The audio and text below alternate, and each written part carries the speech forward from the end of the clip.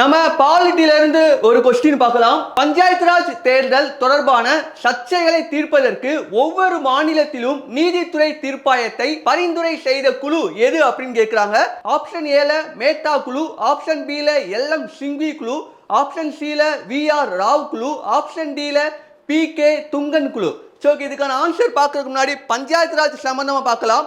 நம்ம இந்தியாவில் பஞ்சாயத்து ராஜ் எப்போ கொண்டு வந்திருப்பாங்கன்னா 1992, 73 மற்றும் 74வது சட்ட திருத்தத்தின் மூலமா கொண்டு வந்திருப்பாங்க. அப்ப ஏன் நம்ம குடியரசு ஆகும் போதே பஞ்சாயத்து ராஜ் கொண்டு வரல அப்படின்னா, இந்த பஞ்சாயத்து ராஜை பத்தி சொல்லக்கூடிய ஆர்டிகல் 40 சரிங்களா, இது எதுல இருக்கும்னா டிபிஎஸ்பில இருக்கும். அதாவது அரசு நெறிமுறை கோட்பாடுன்னு சொல்லுவாங்க. அதை அரசாங்கம் விருப்பப்பட்டால் மட்டுமே செயல்படுத்தும், விருப்பம் இல்லை அப்படின்னா அதை அரசாங்கம் செயல்படுத்தாது. அப்ப அரசாங்கம் இதை செயல்படுத்தல அப்படின்னா நம்ம நீதிமன்றத்தை போய் நாட முடியாது, ஏன்னா இது டிபிஎஸ்பில இருக்கு. அதனாலதான் ஒரு சட்ட திருத்தம் மேற்கொண்டு 1992ல பஞ்சாயத்து ராஜை கொண்டு வந்திருப்பாங்க. அப்ப இதுல பாப்போம், ஆப்ஷன் ஏல மேத்தா குழு கொடுத்திருக்காங்க. இது எப்ப அமைச்சிருப்பாங்க? 1957ல அமைச்சிருப்பாங்க. இது பஞ்சாயத்து ராஜோடைய மகா சாசனம் அப்படின்னு சொல்லி இந்த மேத்தா குழுவை சொல்லுவாங்க. இந்த சிங்கி குழு எப்ப அமைச்சிருப்பாங்க? 1986ல அமைச்சிருப்பாங்க.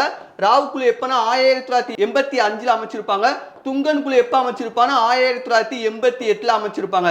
இதுல என்ன கேட்டிருக்காங்கன்னா, சர்ச்சைகளை தீர்ப்பதற்கு ஒவ்வொரு மாநிலத்திலும் நீதித்துறை தீர்ப்பாயத்தை பரிந்துரை செய்த குழு என்னன்னு சொல்லி கேட்கிறாங்க. இதுக்கான ஆன்சர் ஆப்ஷன் பி சிங்கி குழு. பஞ்சாயத்து ராஜ் முதலாக எங்க கொண்டு வந்திருப்பாங்கன்னா ராஜஸ்தான்ல 1959 அக்டோபர் 2ஆம் தேதி கொண்டு வந்திருப்பாங்க.